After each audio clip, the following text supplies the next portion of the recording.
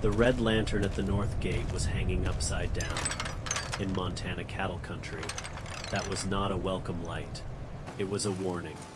Mercy Bell saw it through a curtain of sleet, one hand pressed against her ribs, the other gripping a cloth bundle that held everything she still owned. The freight wagon that had carried her this far was already gone, its wheels swallowed by mud and dark.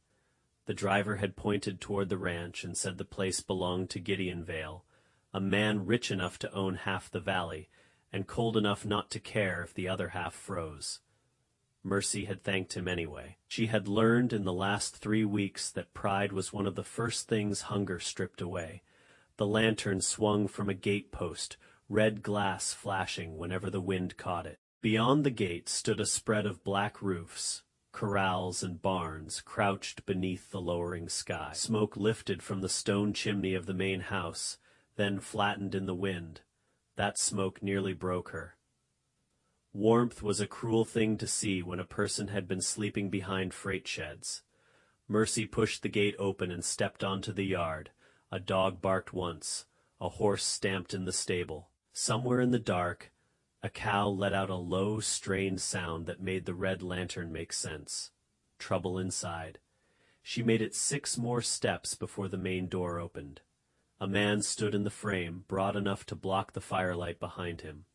He wore no coat, only a dark work shirt rolled at the wrists, as though the storm outside had no authority over him. His face was not old, but it had been weathered hard by years that had taken more than they had given.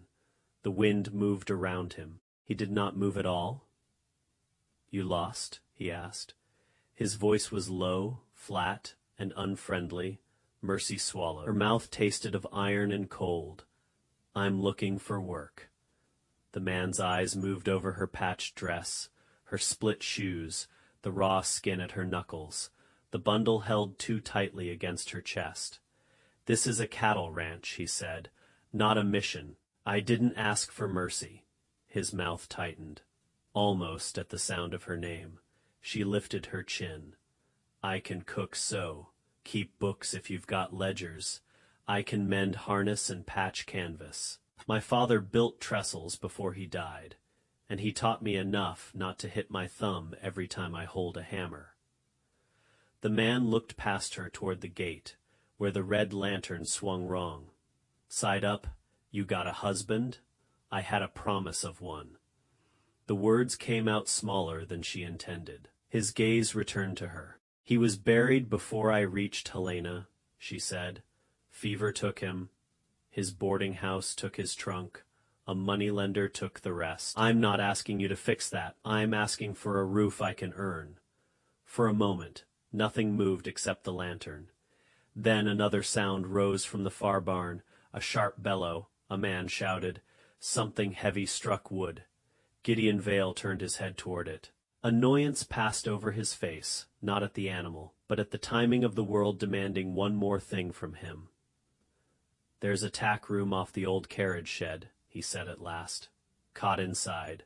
Stove smokes unless the wind is right. You can sleep there tonight." Mercy felt her knees weaken with relief. "Thank you. I didn't say you could stay." "No. Bell rings at 5. Miss breakfast. You work empty." He turned away, then stopped with one hand on the door. "And stay out of the calving barn." Then he shut the door before she could answer. Mercy stood alone in the yard, sleet sticking to her eyelashes, red lantern rocking behind her like an accusation. Stay out of the calving barn. She looked toward the far building where the shouting had started again.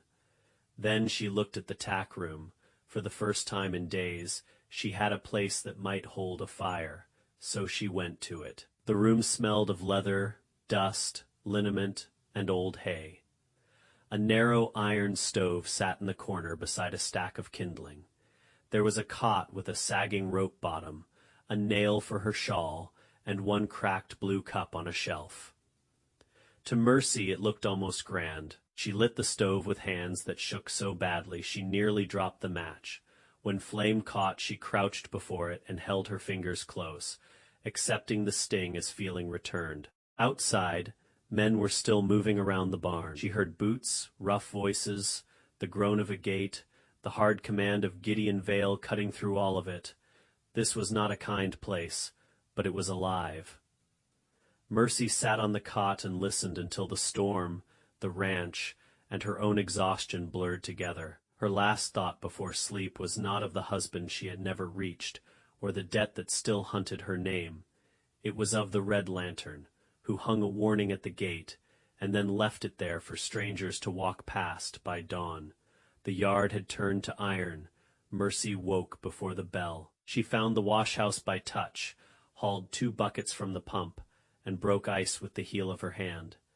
There were shirts stiff with sweat socks that could stand on their own, and canvas coats split under the arms. The men watched her from the bunkhouse porch as if deciding whether she was real.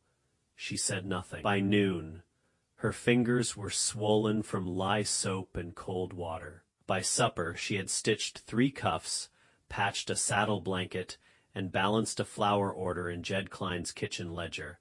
After the cook complained, the last hand who tried numbers had charged the ranch for 20 sacks that never arrived. Jed was a barrel-chested man with white whiskers and a permanent squint. "You write cleaner than the schoolmaster," he muttered. "I had practice. Practice where? Places that didn't keep me." He grunted as if that answer was both too much and not enough. Gideon did not speak to her all day. She saw him only in pieces, a shoulder moving through stable steam, a gloved hand on a gate latch, a dark hat crossing the yard. Men shifted when he passed, not from fear exactly, though there was some of that, but because the whole ranch seemed to take its shape from him, hard-ordered silence. On the 3rd morning, Mercy understood why the Red Lantern had been upside down. A young heifer had gone down in the far calving barn. First calf, bad position. The men had been working since before daylight, and the animal was half mad with fear and pain. When Mercy came to deliver repaired gloves, she stopped in the doorway despite Gideon's warning. The barn was too cold. Wind slipped under the north boards and ran along the floor like water. The heifer's breath steamed white. Her eyes rolled toward every man who approached. "Get a rope on her," one hand said. "Give her room," Gideon snapped. "She's going to kill somebody. She's scared. She's losing strength." Mercy's heart began to beat in an old rhythm, one she had learned in rooms where women screamed, horses thrashed, and her mother's calm hands somehow became the center of the world. She set the gloves down. "She needs quiet," Mercy said. Every man turned. Gideon's eyes narrowed. "I told you to stay out. You told me last night. Same rule this morning. She's fighting because all of you are fighting louder than she is." One of the hands laughed under his breath. Gideon did not. "And you know cattle?" he asked. "I know birth when it goes wrong." That changed the air. Mercy stepped no closer. "Warm water, clean cloth, a bucket of molasses if you've got it, and send half these men outside before their fear kills her faster than the calf does." No one moved. Then Gideon looked at Jed. "Do it." The barn emptied until only 3 remained. Gideon, Jed, Mercy. She did not perform a miracle. Miracles were what people called work, when they did not understand it. She moved slowly, spoke low, let the animal smell her hand. She waited for the heifer's breath to lose its frantic edge. Then she worked with Gideon, not against him, guiding, easing, timing every pull to the animal's own effort. The calf came slick, silent, and frighteningly still. Jed cursed softly. Mercy dropped to her knees in the straw. She cleared the calf's mouth, rubbed hard with the cloth, then harder, until her shoulders burned. Gideon stood over her, jaw locked, holding the lantern higher. "Come on," she whispered. "You came this far. Don't quit at the door." The calf twitched. Then it coughed. Then it pulled one thin, ragged breath into the world. No one spoke. The heifer turned her head and gave a low, broken sound that was not pain this time. Mercy sat back on her heels, shaking all over. Gideon looked from the calf to Mercy. For the first time, he seemed not to see the torn hem, or the hungry face, or the woman who had appeared at his gate in bad weather. He saw skill. That was not sewing, he said. No, your mother, midwife. Healer when people would let her be. She said fear tightens every knot. Gideon stared at the calf trying to lift its head. What loosens it? Mercy wiped straw from her sleeve. Hands that don't lie. That evening, there was a pair of boots beside her tack room door, not new, but whole, lined with lamb's wool, oiled against weather. No note. Mercy picked them up and held them against her chest for a moment, before she let herself put them on. After that, Blackthorn Ranch began to open to her by inches. The men brought mending without pretending they needed it. Jed gave her a second cup of coffee before the pot was empty. The dog stopped barking when she crossed the yard. Gideon still rarely spoke to her, but silence from him had different weights, and Mercy began to learn them. There was the silence that dismissed, the silence that measured, the silence that listened. She noticed things because noticing had kept her alive. The north wall of the calving barn shivered in every hard wind. The old shed floor held damp where it should drain. The roof beam above the end stalls had dropped just enough to worry a person who knew how timber failed. The ranch had grown around a problem. No one had time to name too many cattle, too little shelter, too many spring births coming into a building made for some smaller, older life. Mercy found a charcoal nub and began drawing on flour sacks after supper. At first she drew because her hands needed somewhere to put the thoughts. A longer shed with the low side turned to the wind, a double door to break drafts, a raised plank walk for men carrying feed, a sloped clay floor, small high windows to bring light without stealing heat, a loft for straw that could be thrown down through a hatch, not a grand barn, nothing wasteful, a calving house made for survival. Jed saw the drawings first. He stood over her shoulder with a biscuit in one hand. You planning to buy the place out from under him? Mercy folded the flour sack too quickly. I was only thinking. That's how trouble starts. It's how buildings start, too. The next day, Gideon found the drawings tucked under a flour tin. He carried them into the yard where Mercy was hanging shirts on the line. She saw the paper in his hand and felt heat climb her throat. You drew this? Yes? Why, because your barn is losing heat through the north boards, because by April you'll have more calves than stalls, because the old stage station down by Dry Creek still has stone footings and salvage planks, because if you wait until mud season you'll build in a panic. His expression did not change. She could have stopped. She should have stopped. Instead, she pointed toward the rise beyond the existing barn. Set it there. Use the slope. Wind breaks on that side. Drainage runs away from the yard. You could connect it with a covered passage, so the men don't have to drive weak animals through open weather. Gideon looked at the rise, then at the drawings, then at her. You came here with one bundle. Yes, and now you're rebuilding my ranch. I'm telling you where it leaks. A corner of his mouth moved, not a smile. Something that had forgotten how to become one. You think you can build what you drew? Mercy heard her father's voice as clearly as if he stood behind her. Square the corner before you trust the wall. Yes, she said. Gideon rolled the flour sack and handed it back. Tools are in the wagon shed. Don't waste good lumber on a pretty mistake. Then he walked away. Mercy stood with wet shirts snapping around her and understood what he had given her. Not kindness. Permission. On for a woman who had been pushed from every doorway she reached. Permission felt dangerously close to hope. The work began in scraps. An hour before supper, half an hour after laundry, Sunday afternoon, when the men played cards and pretended not to watch her measure the rise with twine and stakes.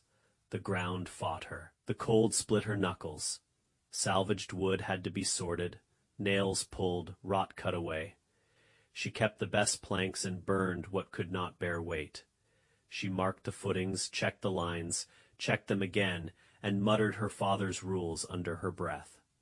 By the second week, Amos Reed joined her. Amos was the oldest hand on the ranch, thin as wire and twice as tough. He came over without asking, lifted a post that Mercy had been pretending was not too heavy, and set it where she pointed. He said, "Crooked."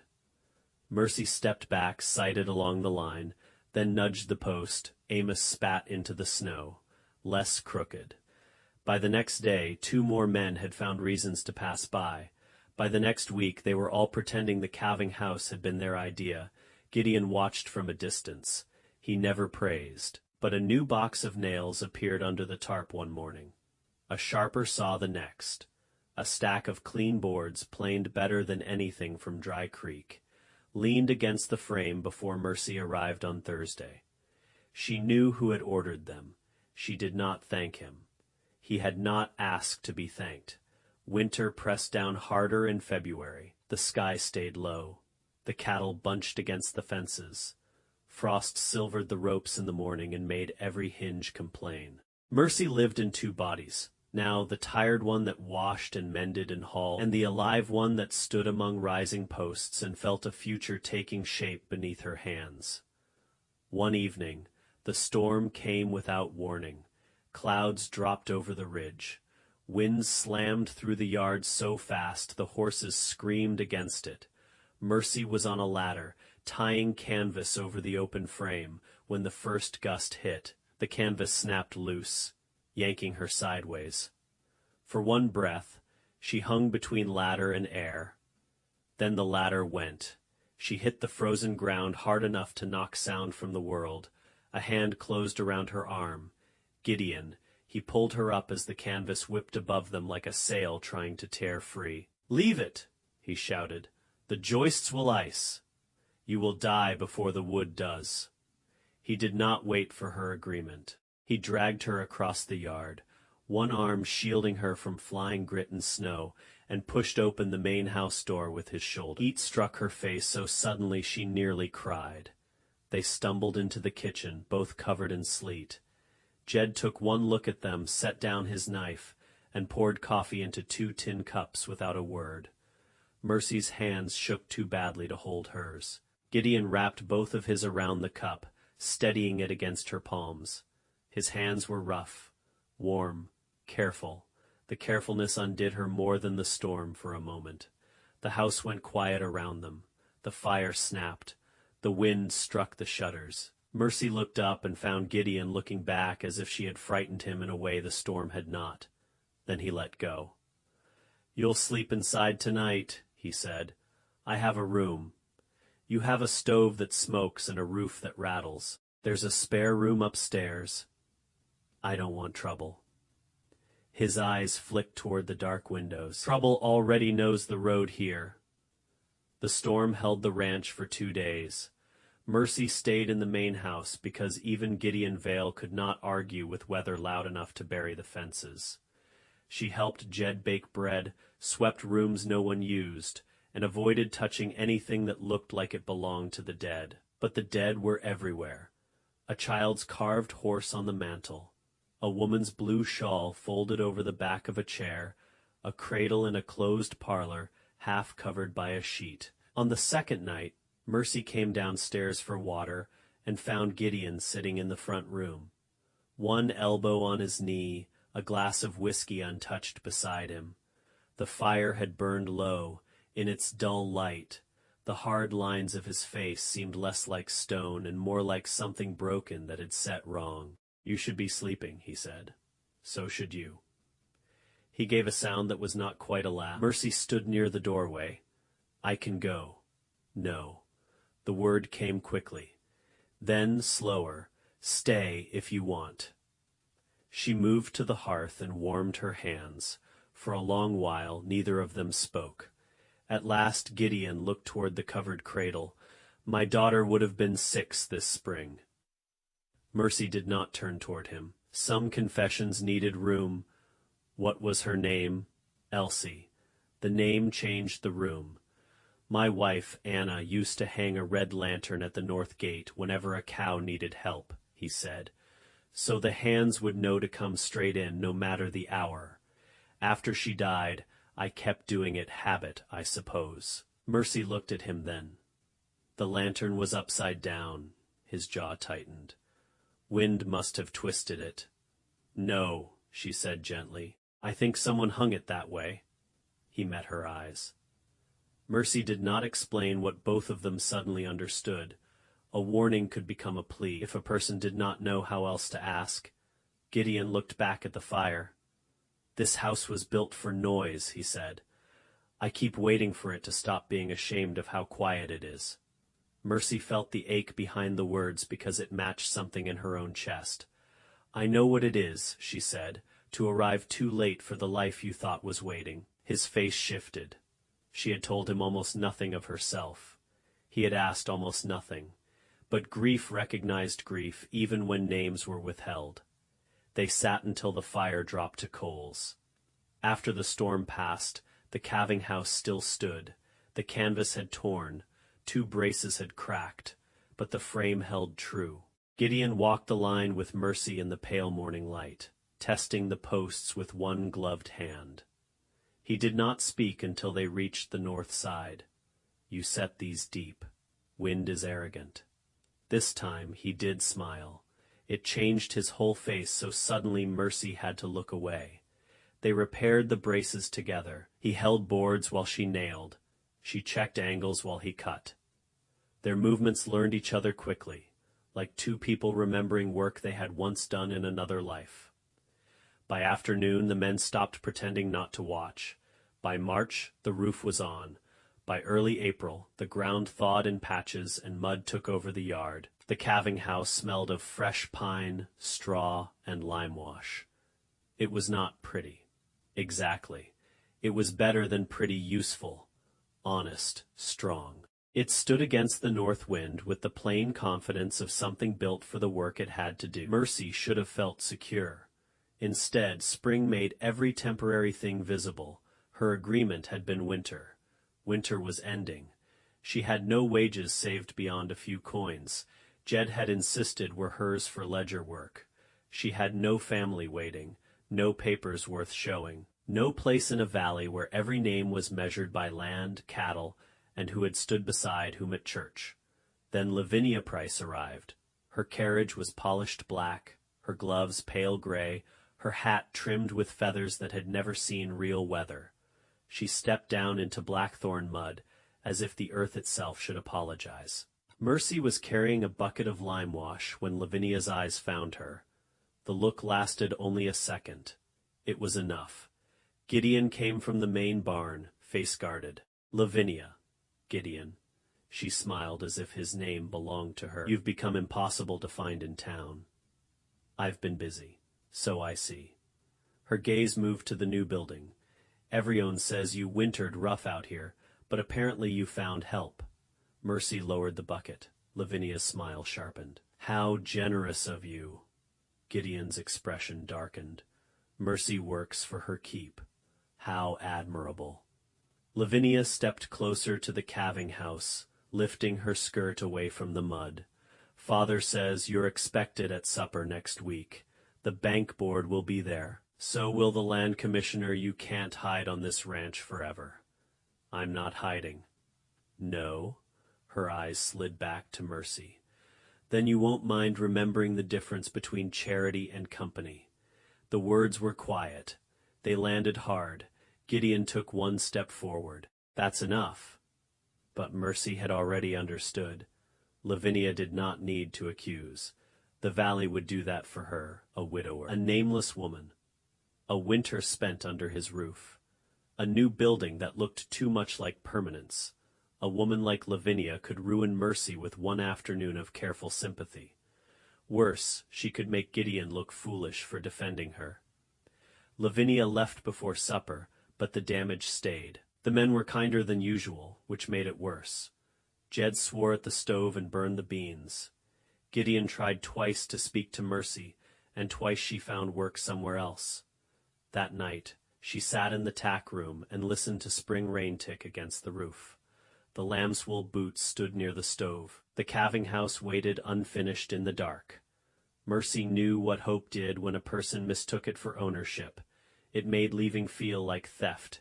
She packed before dawn. Her bundle was not much heavier than when she came. She folded the boots and set them on the cot. Then she wrote on a strip torn from a feed ledger. The north roofline is braced. Amos knows the hatch plan. The lime wash needs one more coat. Thank you for the winter. She did not sign it. Some names hurt more when written. Then Mercy opened the tack room door and stepped into the gray morning. No red lantern burned at the gate this time. No warning. No plea. Only the road.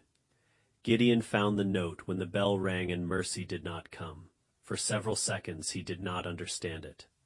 The words were plain, the meaning refused to fit inside him. Then he saw the boots, folded, returned. Like wages refused. He walked out into the yard with the note in his fist. The calving house stood in the wet dawn, almost finished, its roof dark with rain. For months, he had watched that building rise and told himself he was watching lumber become shelter. He had been wrong. He had been watching Mercy mark a future onto land. He had only been maintaining out of duty. She had not softened the ranch. She had given it direction. The main house behind him was quiet again. Not peaceful, not dignified, dead quiet. The old quiet, the one he had mistaken for strength because naming it as fear would have cost too much. Amos came from the barn and stopped when he saw Gideon's face. "She's gone," Gideon said. Amos looked toward the road, figured she might. Gideon turned on him. "You knew." "I knew Miss Price has a tongue like a hoof knife, and Miss Bell has the kind of pride that bleeds inward." Gideon crushed the note in his hand. "I gave her work," he said. Amos shook his head. "No, boss. She gave you a reason to come outside before sunup." Gideon stared at him. The old hand nodded toward the new building. "Woman builds you a calving house out of scraps and backbone. You don't let her walk into weather because some town peacock dirtied the air." Gideon was already moving before Amos finished. He saddled the fastest horse in the barn with hands that made every buckle snap. Anger pushed him at first. Anger at Lavinia, at the valley, at gossip, at every rule that could look at Mercy Bell and see scandal before courage. But by the time he reached the gate, anger had burned down to something cleaner. Fear he had let her live at the edge of his life, because edges felt safe. He had accepted her work, her skill, her quiet presence, her firelight in rooms that had forgotten warmth, and he had given her silence in return. Silence was not protection. Silence was a locked door. He rode hard. The road east was a scar through wet grass and thawing mud. Twice he lost her tracks among wagon ruts. Once he stopped on a rise and saw nothing but empty prairie rolling away under a washed out sky. The thought of that vast land swallowing her again nearly unmade him. He found her near the old mile marker, walking with her bundle tucked under one arm and her shawl pulled tight against the rain. She was not stumbling. That made it worse. She moved like a woman practiced at leaving before anyone could send her away. Gideon dismounted before he reached her. Mercy turned at the sound. When she saw him, pain crossed her face first, then caution. Then the brave, formal mask she had worn at his door on the first night. "Mr. Vale," she said. He hated the distance in it. "Don't call me that. You should go back." "No. It won't help either of us for you to be seen chasing me down a public road. I am not chasing you." He took one step closer. "I am asking you to stop." Her fingers tightened around the bundle. "Winter is over. I did what I said I would do. You did more. I earned my keep. You built a future on my land and then left before I had the courage to admit I wanted to stand in it with you." The rain tapped against his hat brim. Mercy went still. Gideon forced himself not to reach for her too quickly. He had spent years using command because command was easier than confession. He would not command this. "I thought I was giving you shelter," he said. "That first night, I thought I was being practical. One more mouth through winter, nothing more." Her eyes shone, but she did not look away. "I was wrong. Gideon, no. Let me say it badly if I must, but let me say it." His voice roughened. "This ranch was full of things I kept because I did not know how to live without the dead. You came with one bundle and no claim on anyone. Then you saved a calf everyone else had nearly given up on. You saw rot in walls the rest of us walked past. You drew a building on a flour sack and made grown men follow your string lines like scripture. A tear slipped down her cheek. He stepped closer, slower this time. You did not make me forget Anna or Elsie. I would not love you if you had. You made me remember that grief is not the same as loyalty. You made me remember that a house can be allowed to hold more than one season of a man's life. Mercy pressed one hand to her mouth. I left because I thought staying would cost you, she whispered. It would cost me more to let you go. The town will talk. Let it learn new words. She was right about my place. No. His answer came sharp enough to cut Rain. Then softer, no. She was right about what the town expects. She was wrong about your place. He held out his hand, not to pull, to offer. Come home, Mercy. Not to finish the roof, not to settle an account.